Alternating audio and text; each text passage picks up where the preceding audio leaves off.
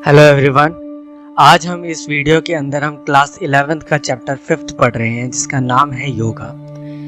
इस चैप्टर के अंदर जो कंटेंट है वो है first, meaning and importance of yoga, second, elements of yoga, third, introduction to asanas, pranayama, meditation and yogic kriyas, fourth, yoga for concentration and related asanas, fifth, relaxation technique for improving concentration. तो ये 5 topic है इस चैप्टर के अंदर। इस चैप्टर के ये सारे कंटेंट है और हम इस वीडियो के अंदर cover yoga for concentration and related asanas and relaxation technique for improving concentration.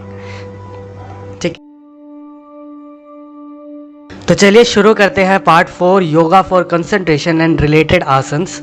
तो सबसे पहले हम बात करते हैं yoga for concentration. Yoga for concentration, क्या कोई ऐसा योग है जिससे हमारा कंसंट्रेशन के ऊपर कोई फ़र्क पड़े? तो उसके अंदर आता है सबसे पहले योगा जो है वो उसका नेचर ही ऐसा है कि वो बना ही इस चीज़ के लिए है कि हम अपना जो कंसंट्रेशन है, कंसंट्रेशन की पावर है, उसको इम्प्रूव कर सके। ठीक है, तो कंसंट्रेशन कैसे इम्प्रूव होगा? वो होगा बाय योगा। ओके, अब योगा कैसे इम्प्रूव करवाता है हमारा कंसंट्रेशन? कई सारी मेडिटेटिव एक्सरसाइजेस होती है जिसके अंदर हम मेडिटेशन करते हैं। कई सारे यौगिक आसन्स होते हैं, कई सारे ऐसे आसन होते हैं जो हमारा कंसंट्रेशन इम्प्रूव करने में हेल्प करते हैं। और ये आसन, ये मेडिटेशन असली में करते क्या है? ये हमारे माइंड को ट्रेन करने में हेल्प करते हैं, जो कि हमें एक प्रॉपर रिलैक्स स्टेट में पहुंचाने का काम करेगा। तो ये आसन्स और ये मेडिटेटिव एक्सरसाइजेस बहुत ही ज़रूरी है, एक अहम हिस्सा है योगा का, जो कि हमें कंसंट्रेशन पावर इम्प्रूव करने के अंदर हेल्प करता है। चलिए आगे देखते हैं। योगा फॉर कंसंट्रेशन के अंदर ही सबसे पहले आता है सुखासन। सुखासन क्या होता है? सुखासन का अगर मैं अर्थ बताऊं तो सुखासन के वर्ड को 2 हिस्सों में बांटा जा सकता है। एक है सुख, दूसरा है आसन। ठीक है, सुख का अर्थ होता है, जैसे कि हम सबको ही पता है, सुख का अर्थ क्या है? Pleasure, happiness. ठीक है, जो हमारी खुशी है, जो हमारा हैप्पीनेस वाला पार्ट है, वो सारा कुछ है सुख। आसन का मतलब क्या होता है? आसन का मतलब होता है हमारा पोस्चर। ठीक है, हमारा बॉडी पोस्चर कैसा है, हम किस पोज के अंदर फॉर्म कर रहे हैं। तो सुखासन क्या है? वो हैप्पीनेस, ऐसा पोस्चर जिससे हमारी हैप्पीनेस क्रिएट हो। ठीक है, अच्छा अब ये दिखता कैसा है सुखासन? अगर सुखासन के करने का तरीका या मैं उसके प्रोसीजर के बारे में बात करूं तो सुखासन कुछ इस तरीके से दिखता है, जहां पे अगर इसको करने के लिए, इस आसन को करने के लिए हमें अपने दोनों पैर को सीधा करना होता है और एक पैर को फोल्ड करके थाई के नीचे रखिए और दूसरे पैर को फोल्ड करके दूसरे के थाई के नीचे रखिए और अपने हाथों को अपने घुटनों पे रख के हम अपने मन को शांत करने की कोशिश करते हैं। ठीक है, तो ये जो आसन है हमारी पूरी बॉडी को शांत करने में हेल्प करता है। हमें सारी चिंताओं को, सारी समस्याओं को दूर करके हम अपना ध्यान केंद्रित करते हैं खुद पे। ठीक है, और अपने पूरी बॉडी को रिलैक्स करते हैं। अच्छा, अब इस आसन को करने के क्या बेनिफिट्स हैं? तो बेनिफिट्स ऑफ डूइंग सुखासन, तो सुखासन के क्या करने के बेनिफिट्स हैं? सबसे पहला बेनिफिट है कि ये इम्प्रूव करता है हमारी कंसंट्रेशन। सेकंड, ये हमारे जो ग्लैंडुलर फंक्शनिंग होते हैं, जो हमारे ग्लैंड्स की फंक्शनिंग होती है, उसको इम्प्रूव करता है बहुत ज़्यादा। अगला है इसका इम्पोर्टेंस है कि ये हमारी लेग स्ट्रेंथ और फ्लेक्सिबिलिटी को इम्प्रूव करता है। ठीक है, हमारी नी की फ्लेक्सिबिलिटी को और हमारी लेग स्ट्रेंथ, क्योंकि एक कांस्टेंट पोजीशन में हम काफ़ी देर तक बैठते हैं इसमें। ठीक है, ये हमें हेल्प करता है नॉक नीज और आर्थराइटिस जैसी प्रॉब्लम को दूर करने के अंदर। ठीक है, एक प्रॉपर सुखासन करना, कुछ समय तक उसको होल्ड करके रखना, वो हमारे पोस्चरल डिफरेंसेस को भी दूर करके हमारे पोस्चर को इम्प्रूव करता है। सुखासन का जो मेन उद्देश्य है वो यही है कि हमारे स्ट्रेस, मन को शांत करना, हमारे स्ट्रेस और एंजाइटी को रिड्यूस करना। ठीक है, हम कॉन्स्टेंटली एक पोजीशन में बैठते हैं स्ट्रेट बैक करके, तो हमारी बैक भी जो है वो टाइम टू टाइम स्ट्रेंथन होती चली जाती है।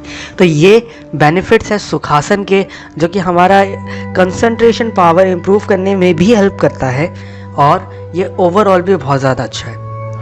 अगर अब बात करते हैं उनके बारे में, उन लोगों के बारे में जिनको ये आसन नहीं करना चाहिए, तो क्या ऐसे भी कोई लोग हैं जिनको ये आसन नहीं करना चाहिए? तो हाँ, वो लोग जिनको कभी भी किसी भी टाइप का नी इंजरी है या कोई भी जॉइंट रिलेटेड प्रॉब्लम है, ठीक है, तो उनको ये आसन नहीं करना चाहिए लंबे समय तक।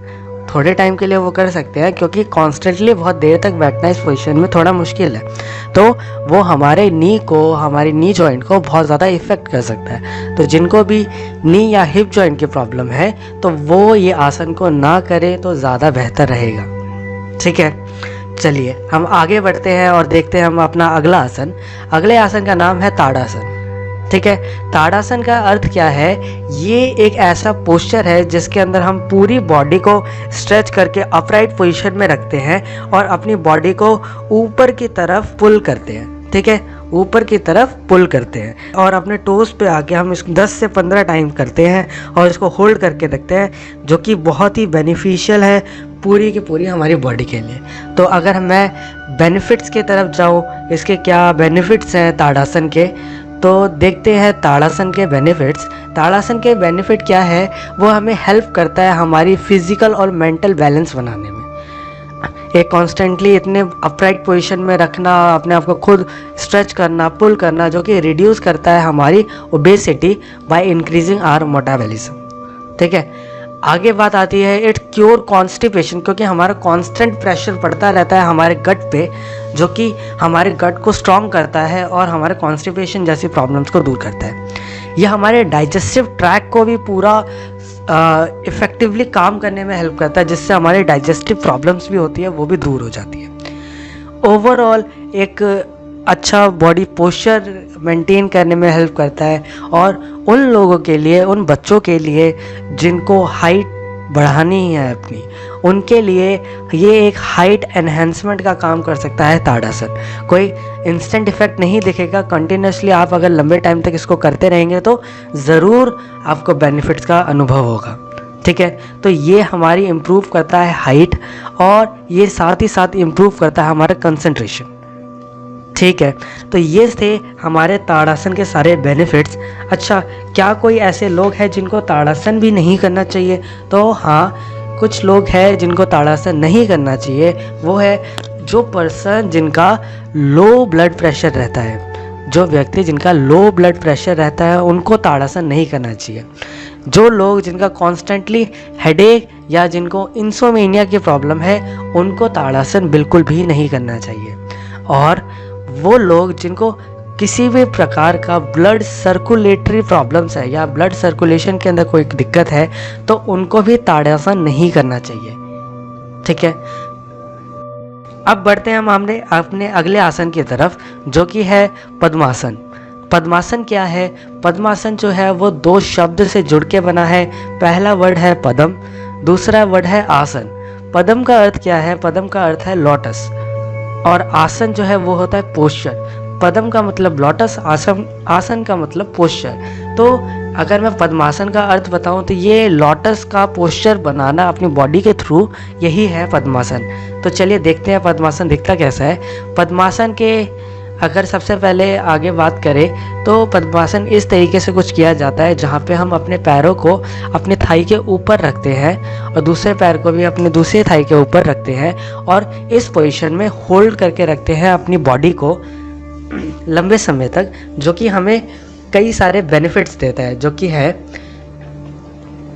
बेनिफिट्स ऑफ पद्मासन, जो कि इंक्रीज करेगा हमारा माइंड और कंसंट्रेशन पावर, हमारे ब्रेन को शांत करने में, हमारी बॉडी को रिलैक्स करने में, हमारे स्टिमुलेट करने में, हमारे एब्डोमेन और स्पाइन को ये बहुत ज़्यादा हेल्पफुल है। ठीक है, साथ ही साथ ये हमारे ब्लड प्रेशर को रिड्यूस करने के अंदर और हमारी मस्कुलर टेंशन ख़त्म करने का भी काम करता है। ये कॉन्स्टेंटली अगर इतना अपराइट पोजीशन में हम अपने आप को होल्ड करके रखते हैं, जिसकी वजह से हमारा एब्डोमिनल फैट बर्न भी होता है। ये होता है हमारा कॉन्स्टेंटली वर्क करने की वजह से, जिससे हमारा मेटाबॉलिज्म इंक्रीज हो जाता है। ठीक है, क्या कोई ऐसे लोग हैं जिनको आसन नहीं करना चाहिए पद्मासन? तो वो लोग जिनको नहीं करना चाहिए, जिनको किसी भी टाइप का नी फ्लेक्सिबिलिटी का प्रॉब्लम है, जिनकी नी ज़्यादा फ्लेक्सिबल नहीं है, वो टच नहीं कर सकते अगर अपने हिप को अपनी हील से, तो उनको ये आसन नहीं करना चाहिए, क्योंकि वो उनके लिगामेंट्स और उनके टेंडन्स को कॉन्स्टेंटली प्रेशराइज करेगा, जिसकी वजह से उनको बहुत प्रॉब्लम हो सकती है वॉकिंग वगैरह में भी। ठीक है, वो लोग जिनके वीक और इंजर्ड नी है, ठीक है, किसी भी टाइप का नी प्रॉब्लम है, उनको भी नहीं करना चाहिए। ठीक है, या तो वो पर्सन जिनको साइटिका की प्रॉब्लम है, उनको भी ये दिक्कतें आती है, उनको भी ये आसन नहीं करने चाहिए। ठीक है, चलिए बढ़ते हैं हम अपने अगले आसन की तरफ। अगला आसन है हमारा शशांक आसन। ठीक है, शशांक आसन क्या है? शशांक आसन अपने पैरों को फोल्ड करके आगे की तरफ बेंड होना और अपने हाथों को फैलाना, जैसे कि फ़ोटो में दिख रहा है आपको, ये इस टाइप का पोस्चर बनाना हमारा शशांक आसन कहलाता है। और शशांक आसन करने के क्या फ़ायदे हैं?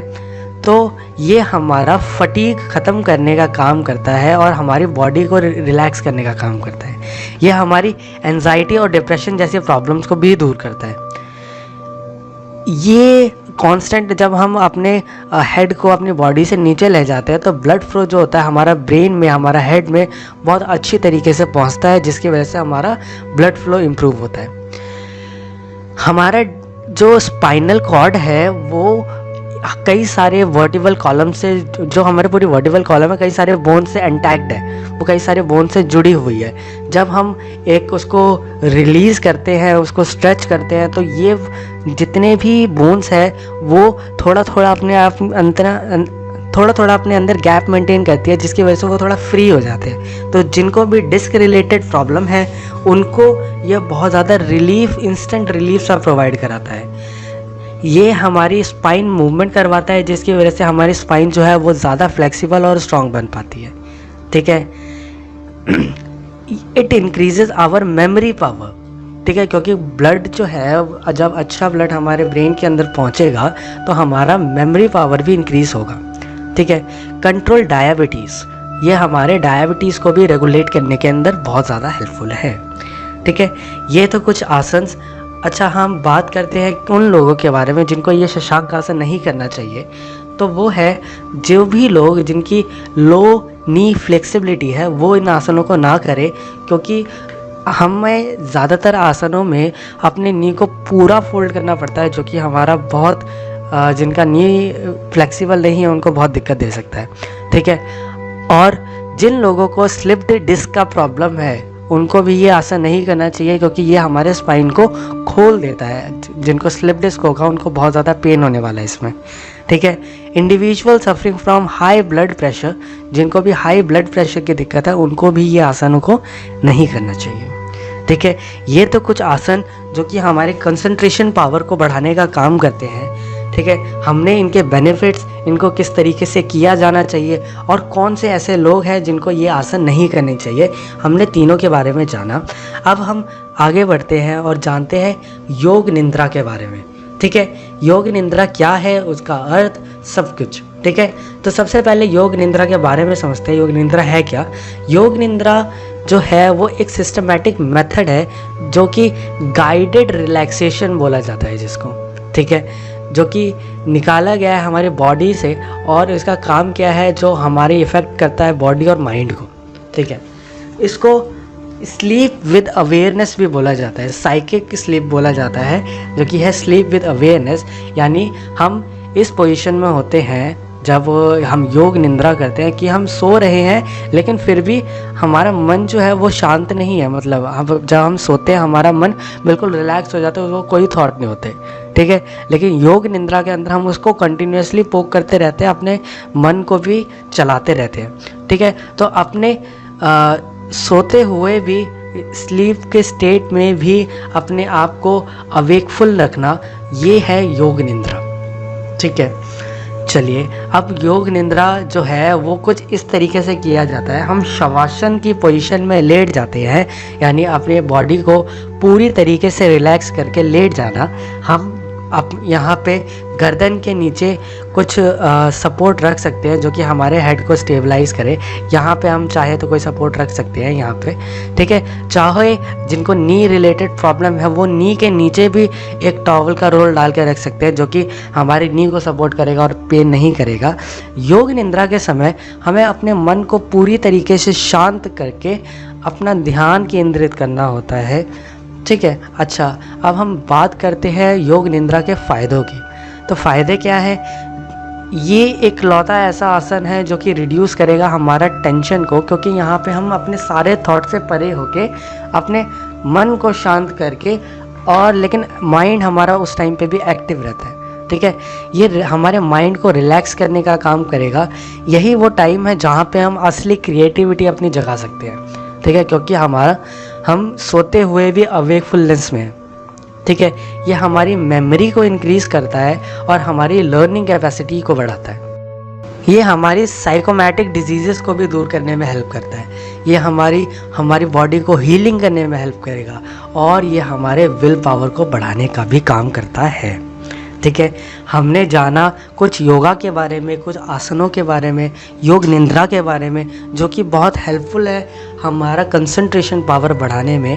कंसंट्रेशन के ऊपर इतना इसलिए फोकस किया जाता है क्योंकि जितना अच्छा कंसंट्रेशन हमारा होगा उतना एक्टिवली, उतना बेटर तरीके से हम काम कर पाएंगे। केवल स्पोर्ट्स नहीं, केवल पढ़ाई नहीं, कंसंट्रेशन पावर हमारा हर जगह काम आएगा, ठीक है। तो हमने जाना कुछ योगाओं के बारे में जिनको उन योगों को हम कर सकते हैं और अपनी कंसंट्रेशन पावर को और ज़्यादा बूस्ट कर सकते हैं। तो बस आज के लिए इतना ही। सब्सक्राइब कीजिए हमारे चैनल को और जुड़े रहिए हमारे साथ। हम आगे भी और वीडियोज़ ऐसे ही लाते रहेंगे।